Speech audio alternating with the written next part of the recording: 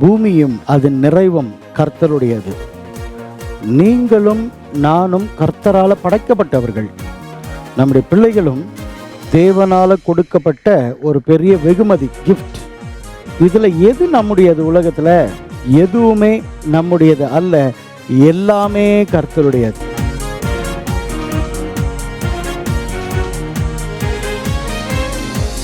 படைச்ச தேவன், அவ்வளவு ஐஸ்வர்யமுள்ள தேவனுக்கு பணம் எதற்கு?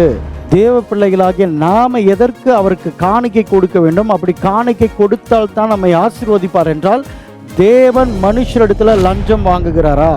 தேவனுக்கு ஏன் கொடுக்க வேண்டும்? கொடுக்கிறவர்களை ஏன் அவர் ஆசீர்வதிக்கிறார்?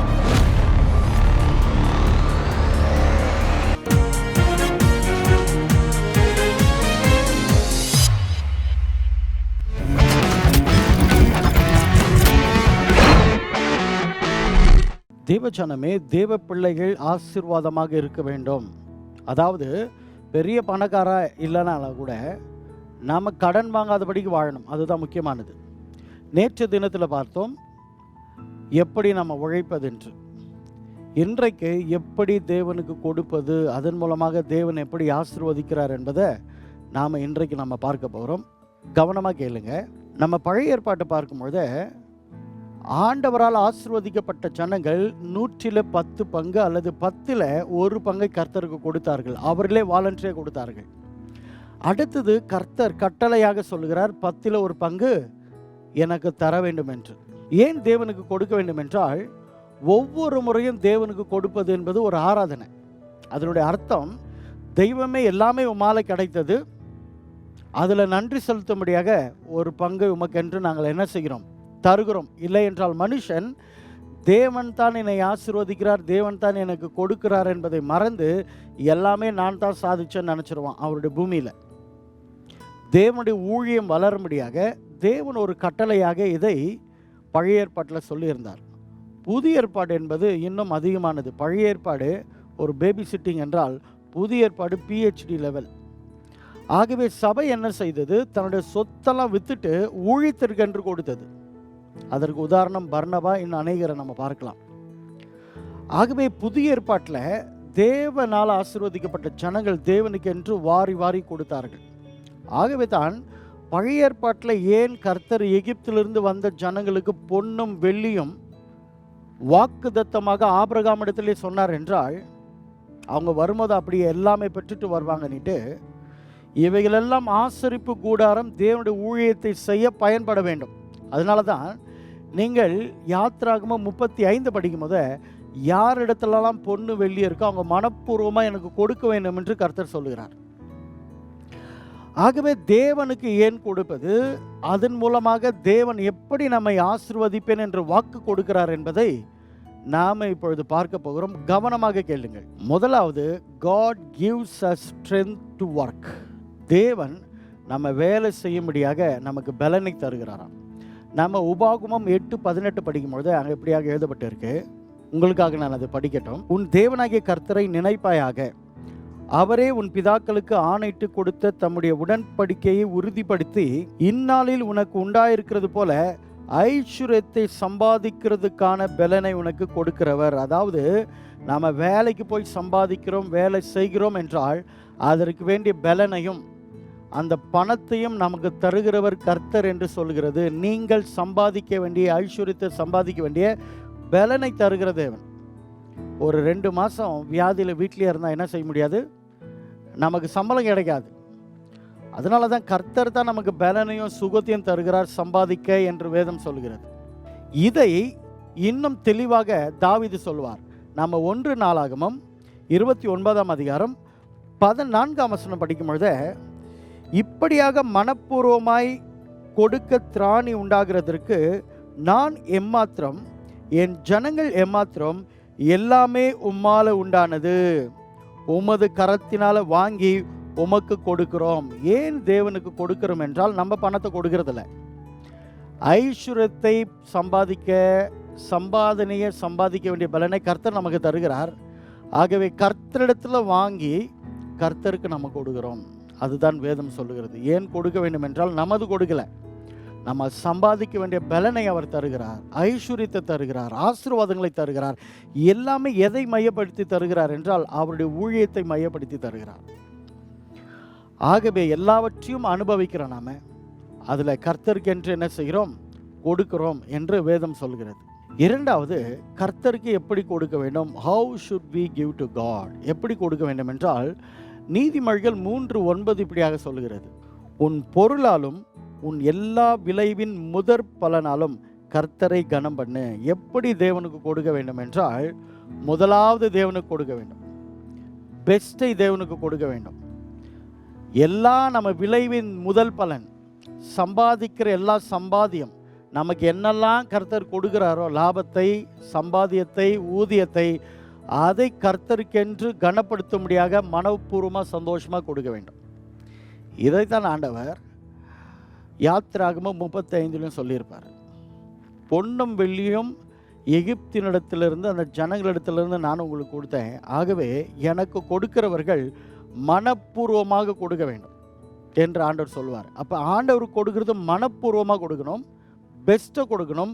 எல்லா விளைவின் முதல் பலன், ஃபர்ஸ்ட் ஃப்ரூட் என்று சொல்வார்கள் எல்லாவற்றிலும், அதை கர்த்தருக்கு என்று மனமகிழ்ச்சியோடு கொடுக்க வேண்டும்.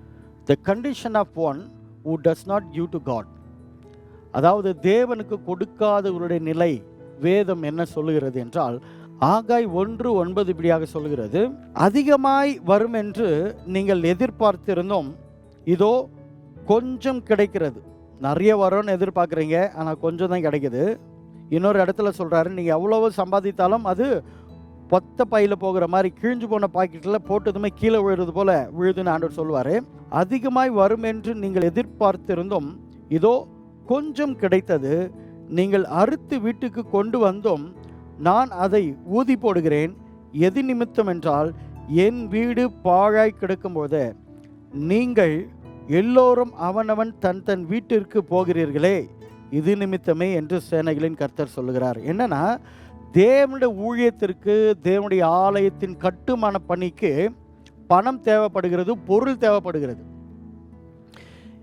பாபிலோனிலிருந்து வந்த இஸ்ரவேல் ஜனங்கள் இதற்காகத்தான் கர்த்தர் கொண்டு வருகிறார், இதனால தான் ஆசீர்வதிக்கிறார். ஆனால் இந்த ஜனங்க என்ன செய்கிறாங்கன்னா, தேவனுடைய ஆலயத்தை கட்டுகிறத விட்டுட்டு தன் வீடுகளை கட்டி தான் சுகபோகமாக வாழ விரும்புகிறார்கள்.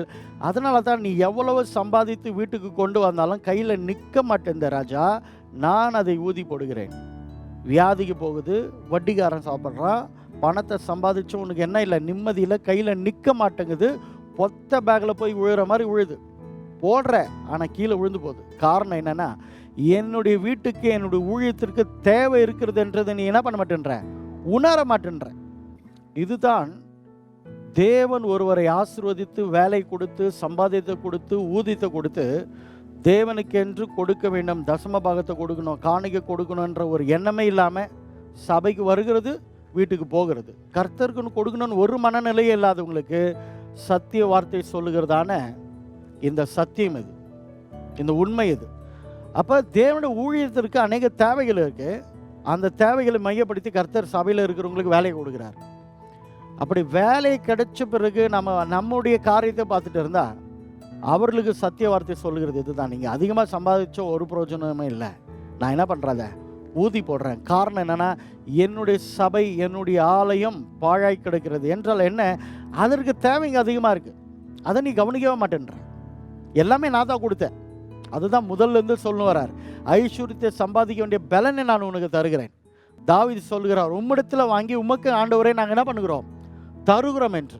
இந்த இடத்துல ஆண்டவர் கேட்குற கேள்வி அதுதான், நீ எல்லாமே என்னிடத்துலேருந்து வாங்கிக்கின, ஆனால் என்னுடைய ஊழியத்திற்கு தேவன் போது என்ன பண்ண மாட்டேன்ற, நீ தர மாட்டேன்ற. அதனால தான் பொத்த பையில் போகுது, அதனால தான் நான் ஊதி போடுறேன்னு ஆண்டவர் சொல்கிறார் இந்த இடத்துல ஆகாயில் இஸ்ரவேல் ஜனங்களை பார்த்து. ஒரு முறை எங்கள் குடும்பத்தில் நடந்தது, மிகவும் கஷ்டம், வட்டிக்கு மேலே வட்டி நாங்கள் கட்டிகிட்டு இருப்போம். அப்போ ஒரு மாதம் எங்கள் அப்பா வந்து சொன்னார் எங்கள் அம்மாவுக்கு, இந்த முறை தசம பாகம் வைக்கிறது வேண்டாண்டி, நம்ம என்ன செய்யலாம், அடுத்த முறை வச்சுக்கலாம், ரொம்ப கஷ்டமாக இருக்குதுன்னு சொன்னதுமே எங்கள் அம்மா சம்பள கவரை பிடுங்கி, எனக்கு இன்னும் ஞாபகம் இருக்குது, தசம பாகம் கவரில் தேவனுடைய காணிக்கை போட்டுட்டு பிறகு எங்கள் அம்மா எங்கள் அப்பா பார்த்து சொன்னாங்க, பிச்சை எடுத்து சாப்பிட்லாம், கர்த்தர் கொடுத்தாரு, உன்னை பாதுகாத்தாரு, ஆபத்தாகாதபடிக்கு நடத்தினார், அந்த தேவனுக்கு நம்ம என்ன செய்யக்கூடாது, அப்படி செய்யக்கூடாதுன்னுட்டு கடைசி வரல எங்கள் தேவன் எங்களை கைவிடலை. இப்போ நம்ம தேவனுக்கு என்று கொடுக்கிறோம், தேவனுடைய ஊழியத்திற்கு என்று கொடுக்கிறோம். மிகவும் முக்கியமானது முதலாவது இதுதான். அடுத்தபடியாக நான்காவது ஒன்று பார்க்கிறோம், நாம் ஏழைகளுக்கும் கொடுக்க வேண்டும். அதனால தான் ஐடா ஸ்கூடர் சிஎம்சி ஹாஸ்பிட்டல் கட்டினாங்க. வெல்லஸ்லி பைலி முதல் முறை இந்தியாவில் லெப்ரசி ஹோம் அவர் கட்டுறாரு. ஏன்? ஏழை எளிய மக்களுக்கு உதவி செய்வது தேவ பிள்ளைகளுடைய தலையின் மேலே விழுந்த கடமை. ஒருவர் தேவை உள்ளவர்கள், ஜென்யூன் நீட்ஸ் ஒரு யாருக்கோ ஒருத்தருக்கு இருக்கு. அப்போ தேவ பிள்ளைங்க சும்மா இருக்கக்கூடாது. அவங்களுக்கு நீங்கள் உதவி செய்கிறதே கர்த்தருக்கு கொடுக்கிற கடன். அவர் திருப்பி நம்மை ஆசீர்வதிப்பாராம். நீதிமொழிகள் 19:17, ஏழைக்கு இறங்குகிறவன் கர்த்தருக்கு கடன் கொடுக்கிறான், அவன் கொடுத்ததை அவர் திரும்ப கொடுப்பார். பார்த்தீங்களா எவ்வளவு நல்ல தேவன். ஏன் தேவ பிள்ளைகளை கர்த்தர் ஆசீர்வதிக்கிறார்? ஏன் சபையை ஆசீர்வதிக்கிறார்? முதலாவது தேவனுக்கென்று, தேவ ஊழியத்திற்கென்று கொடுக்க வேண்டும். இரண்டாவதாக ஏழைகளை நம்ம என்ன பண்ணக்கூடாது? விடக்கூடாது. ஐந்தாவது, God's promise to those who give to God. தேவனுக்கு கொடுக்கிறவர்களுக்கு, தேவ ஊழியத்துக்கென்று கொடுக்கிறவர்களுக்கு தேவன் கொடுக்கிற ஆசீர்வாதம் எப்படி, நம்ம கையின் பிரியாசத்தை எப்படி ஆசீர்வதிக்கிறார் என்று கடைசியில் சில உதாரணத்தோடு நான் சொல்ல போகிறேன். நன்றாக கவனிங்க. நீதிமொழிகள் 3:9-10, உன் பொருளாலும் உன் எல்லா விளைவின் முதற் பலனாலும் கர்த்தரை கனம் பண்ணு, அப்பொழுது உன் களஞ்சியங்கள் பரிபூர்ணமாய் நிரம்பும், உன் ஆலைகளில் திராட்சை ரசம் புரண்டோடும். என்ன சொல்லுகிறார்? முதலாவது கர்த்தருக்கு இப்படி செய்யும் பொழுது கர்த்தர் பரிபூர்ணமாக நம்மை ஆசீர்வதிக்கிறார். அடுத்தபடியாக பிலிப்பியர் 4:18-19, எல்லாம் எனக்கு கிடைத்தது. பவுல் இதை சொல்லுகிறார், பரிபூர்ணமும் உண்டாயிருக்கிறது. அப்போ தேவனுக்கென்று கொடுப்பது ஒரு பரிபூர்ணம் சபைக்கு உண்டாகணும், ஊழியருக்கு ஒரு மகிழ்ச்சி உண்டாகணும். உங்களால் கொடுக்கப்பட்டவைகளை சுகந்த வாசனையும் தேவனுக்கு பிரியமான உகந்த பலியாக எப்பாப்ராத்தித்துவின் கையில் வர பெற்று கொண்டபடியால் நான் திருப்தி அடைந்திருக்கிறேன். பவுல் அடுத்து ஒரு ஆசீர்வாதத்தை கூறுகிறார் அந்த ஜனங்கள் மேலே. என் தேவன் தம்முடைய ஐஸ்வர்யத்தின்படி உங்கள் குறைவுகள் எல்லாம் கிறிஸ்து இயேசுக்குள் மகிமையிலே நிறைவாக்குவார். அப்ப கவனிங்க, தேவனுக்கென்று கொடுக்கும் பொழுது, மனப்பூர்வமாக சந்தோஷமாக கொடுக்கும் போது கர்த்தர் நம்முடைய குறைவுகள் எல்லாம் கிறிஸ்து இயேசுக்குள் மகிமையில் இருக்கிற அந்த தேவன் அப்படியே நிறைவேற்றுகிறார் என்று. அடுத்தது ஆகாய் 2:19, இப்பொழுது இஸ்ரவேல் ஜனங்கள் பாபிலோனிலிருந்து வந்தவர்கள் அழுது ஆண்டவர்கிட்ட புலம்புறாங்க. ஆண்டவரே, நாங்கள் தப்பு பண்ணிட்டோம், உங்களுடைய ஆலயத்தை கட்டாமல் என்ன செஞ்சிட்டோம், எங்கள் வீட்டையே பார்த்துக்கிட்டோம், அதனால தான் நாங்கள் சம்பாதித்தோம், எங்களுக்கு ஒன்றுமே பிரயோஜனம் இல்லாமல் போச்சு. இப்பொழுது உங்களுடைய ஆலயத்தை எழும்பி நாங்கள் கட்டுகிறோம், உமக்கு காணிக்கைகளை செலுத்துகிறோம், உமக்காக உழைக்கிறோம், உங்களுடைய ஊழியத்திற்காக நாங்கள் நிற்கிறோம், செய்கிறோம் என்று தேவ ஜனங்கள் வந்த பிறகு தேவனுக்கென்று நின்றவர்களுக்கு சபை கட்டும்படியாக தன் வாழ்க்கையை அர்ப்பணித்தவர்களுக்கு கர்த்தர் கொடுக்கிற வாக்குத்தத்தத்தை பாருங்க. ஆகாய் 2:19, களஞ்சியத்தில் இன்னும் விதை தானியம் உண்டோ? திராட்சை செடியும் அத்தி மரமும் மாதள செடியும் ஒலிவ மரமும் கனி கொடுக்கவில்லையோ? நான் இன்று முதல் உங்களை ஆசீர்வதிப்பேன் என்று சொல்லுகிறார் என்றான். அப்போ தேவனுக்கென்று கொடுக்குவோம், தேவனுடைய ஊழியத்திற்காக நாங்கள் தாங்குவோம், நிற்போம் என்று சொன்ன ஜனங்களுக்கு கர்த்தர் கொடுக்கிற வாக்கு தத்தம் தான், நான் இன்று முதல் உங்களை ஆசீர்வதிப்பேன். தேவனுடைய ஊழியத்திற்கும் தேவனுடைய ராஜ்யத்தின் பிரஸ்தாபத்திற்காக கொடுத்தவர்களுக்கு தான் பிலிப்பியர் 4:19 சொல்லப்பட்டு இருக்கிறது, என்னுடைய தேவன் உங்கள் குறைவுகள் எல்லாம் கிறிஸ்து இயேசுக்குள் மகிமையிலே நிறைவாக்குவார் என்று. இது 2 வாக்கு தத்தமும் மற்றவர்களுக்கல்ல, தேவனுடைய ஊழியத்திற்கென்று கொடுக்கிறவர்களுக்கு. தேவச்சனமே, சில உதாரணங்களை நான் ஹிஸ்டாரிக்கலாக காட்ட போகிறேன். ராக்ஃபெல்லர், அவரை குறித்து படித்து பாருங்க. அமெரிக்காவிலேயே பாதி அவருதுன்னு சொல்லுகிற அளவுக்கு பெரிய பணக்காரர். இவர் ஒரு தேவனுடைய மனுஷன், தேவனுடைய ஊழியத்திற்கென்று அதிகமாக கொடுத்தவர். அடுத்தது டேவிட் கிரீன், இன்றும் கூட தேவனுடைய ஊழியத்திற்கென்று அதிகமாக கொடுக்கிற ஒரு பிஸ்னஸ்மேன். இவங்கெல்லாம் கற்றுக்கொண்டாங்க கர்த்தருக்கு கொடுக்கிறதின் மூலமாக எப்படி கர்த்தர் ஆசீர்வதிக்கிறார் என்று. நான் சின்ன வயதிலிருந்து கேள்விப்பட்டிருக்கேன். என்னுடைய ஆவிக்குரிய தகப்பன் ஜி நிக்கல்சன் ஐயா சொல்லுவார், இந்த கோல்கட் கம்பெனி பற்றி. அந்த கோல்கட் கம்பெனி எப்படி ஆசீர்வதிக்கப்பட்டது, எப்படி தேவனுக்கு என்று கொடுத்தார்கள் என்று.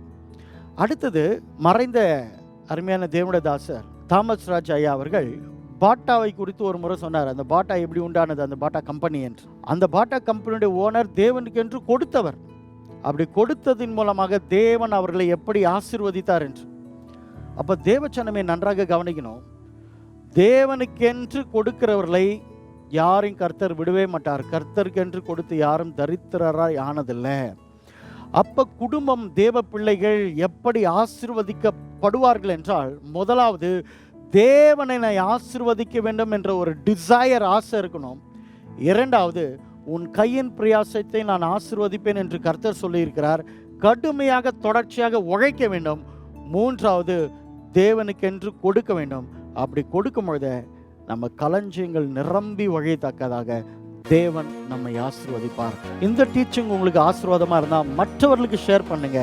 இதை குறித்து உங்கள் வீடுகளில் பேசுங்க, மற்ற தேவ பிள்ளைகளோடு கூட பேசுங்க. கர்த்தர் உங்களை அபரிவிதமாக ஆசீர்வதிப்பார். நாளைக்கு இரவு 7 மணிக்கு உங்களை சந்திக்கிறேன். தேவச்சனமே, இந்த வேதத்தில் சொல்லப்படுகிற இந்த உபதேசம் டீச்சிங்கின் படி நடக்கும் போது கர்த்தர் எல்லாவற்றிலும் உங்களை ஆசீர்வதித்து ஜாதிகளுக்கு நீங்கள் கடன் கொடுப்பீர்கள். நீங்களோ கடன் வாங்காத அளவுக்கு கர்த்தர் உங்களை மேன்மையாக பொருளாதாரத்தில் உயர்த்துவாராக. May God bless you. Amen.